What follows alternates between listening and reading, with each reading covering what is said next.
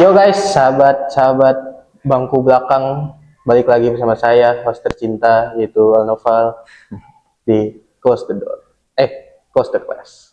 5, 4, 3, 2, 1, close the class.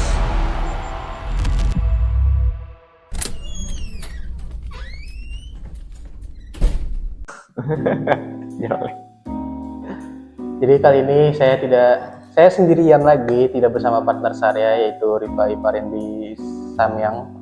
Di mana dia lagi sakit hari ini, tapi kali ini kita kedatangan bintang tamu, orang yang cukup kuat pengaruhnya kali di dunia bisnis kelas galjur, yaitu Sandro Felix Humapea. Yeay. Kali ini kita akan nanya-nanya lebih lanjut tentang materi yang kemarin kita telah bahas di podcast kemarin, yaitu demokrasi terpimpin. Yap, selamat datang di segmen Pulang Sekolah.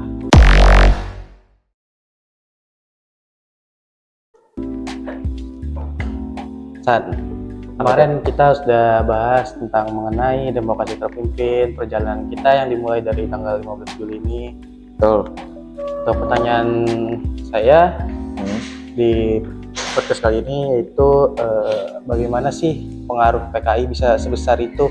Kemarin kita sempat mention di podcast kemarin, yaitu PKI itu memiliki kekuatan politik yang besar di masa dan atau era demokrasi terpimpin ini. Bagaimana dia bisa memiliki kekuatan sebesar seperti itu?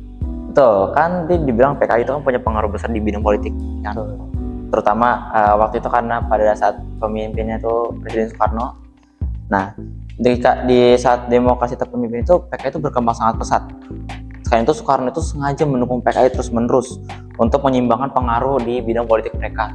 Serta di bidang yang lain seperti di bidang mungkin di militer atau untuk pembantu-pembantu lainnya di bidang kabinet-kabinet dan lainnya. Nah juga pada saat itu PKI juga pandai, dia tuh membangun yang namanya Serikat Buruh.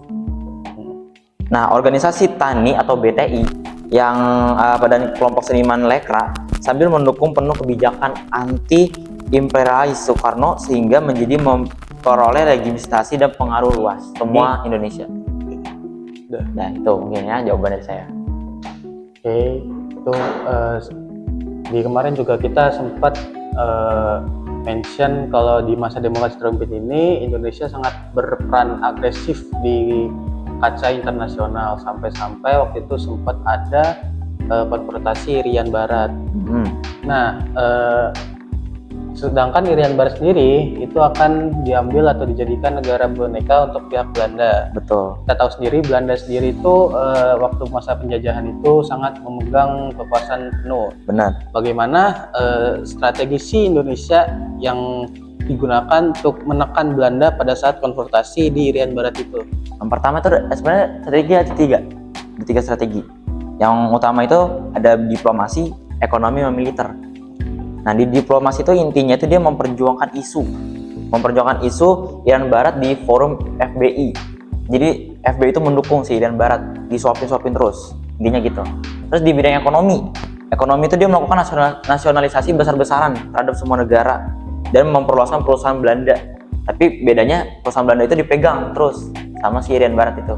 Yang ketiga itu di bidang militer. Nah di bidang militer inilah kita pasti tahu perjuangan antara semua tentara-tentara dari Irian Barat untuk menekan para tentara Belanda dan para penjajahnya. Di kaca internasional juga, tidak di Irian Barat juga kemarin kita mentionnya, setelah pengkonfrontasi Irian Barat ini Indonesia melakukan konfrontasi ke Malaysia. Karena itu ada terjadi konflik politik besar di kaca internasional, di mana waktu itu Indonesia sempat berpisah di mengapa itu terjadi? Dia memisah ya. Nah, mungkin Indonesia ini dia menolak pembentukan Federasi Malaysia pada tahun 1963 waktu itu ya. Nah, setelah yang dianggap sebagai bentuk non-nasionalisme, Inggris yang Soekarno itu melancarkan kebijakan waktu itu dengan kata seperti ini, ganyang Malaysia melalui aksi diplomasi ofensif. Nah, dan pemutusan hubungan ekonomi dan puncak militernya. Nah, lalu ketika Malaysia dipilih sebagai anggota tidak tetap pada Dewan Keamanan PBB pada tahun 1964, si Soekarno ini bilang dia tuh merasa PBB itu didominasi kekuatan imperialis sebagai bentuk protes, sehingga si Indonesia ini secara resmi mundur dari PBB saat itu juga. Jadi gara-gara si PBB ini dia mendukung si imperialis Betul. ini, Indonesia tidak suka, kira dia untuk mengundurkan diri dari si PBB ini. Terlebih juga Soekarno pada waktu itu benar-benar keras waktu itu, dia menolak sekali karena Malaysia itu juga bisa dibilang tidak ingin mendukung Indonesia secara langsung gitu. Oke, mundurnya Indonesia dari PBB itu pasti berdampak juga ke masyarakatnya, ya kan? Oke, benar. Di mana waktu itu kondisi Indonesia pun sedikit terjadi kemunduran. Itu gimana sih kondisi masyarakat Indonesia pada waktu itu?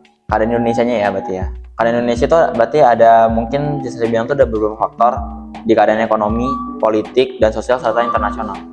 Nah, untuk di bidang ekonomi mungkin hiperinflasi yang mencapai 600% lebih. Itu kalau bisa dibilang anggapannya $1 itu bisa lebih dari 20.000. Itu sangat-sangat besar. Sekarang berapa sih $1? $1 itu sekarang 16.700. Ya, kita cek kursnya di sebelah. Terus, Nah, itu karena itu pangan itu sangat-sangat langka pada saat itu. Jadi sangat susah untuk diekspor dan impor. Indonesia sangat-sangat jatuh. Terus yang kedua, ada politik. Nah, ini yang sangat-sangat dipengaruhi. Polarisasi tajam antara PKI dan Angkatan Darat dengan Soekarno semakin kesulitan menengahkan konflik. Nah, jadi karena si PKI ini yang terus-terusan merasa dirinya lebih tinggi, dan Soekarno juga yang sebagai kepalanya lah bisa dibilang, dan sebagai mendepaninya tembok, tidak bisa mungkin bisa dibilang menteri-menteri atau pada saat itu kabinet atau dan rakyat-rakyatnya tidak bisa berkata-kata kan, karena pada saat itu Soekarno kan paling tinggi pada saat itu. Dan waktu itu juga sosial ketegangan masyarakat memanas akibat isu land reform dan agitasi politik. Nah, di sini keadaan sosial itu makin memburuk, relasi-relasi itu semakin pecah, tidak adanya kebersamaan, kesatuan gitu, dan terus menerus menjadi membengkak lah. Indonesia sangat-sangat parah pada saat itu. Dan juga pada internasional, Indonesia terisolasi akibat konfrontasi dengan Malaysia dan keluar dari PBB. Nah, ini yang membuat Indonesia ini dicap lumayan buruk lah oleh negara-negara luar, karena dia merasa Indonesia ini tidak setuju dengan Malaysia gitu. Padahal konfliknya dengan dua negara, tapi tiba-tiba sama satu dunia. akhirnya masa demokrasi terpimpin ini diakhiri dengan peristiwa G30 PKI, pada tahun 1968. Seperti yang sudah dijelaskan oleh 1965 ya? Iya, Ya, kita nanti cek lagi cek lagi dah. Oke, sekian saja untuk podcast kali ini, sangat lumayan singkat juga. Mantap. Dan kita bisa memetik di sini untuk podcast yang kemarin yaitu kurang lengkap. Di sini kita bisa menambahkan lagi dari Bapak Sandro atau Kakak Sandro ini, dimana dia sendiri juga ya mungkin udah meriset-riset tentang demokrasi ini. Iya. Oke, sekian untuk podcast kali ini. Kami undur diri. Wassalamualaikum warahmatullahi wabarakatuh. Bye-bye. Terima kasih. Bye bye. 5, 4, 3, 2, 1. Close the class.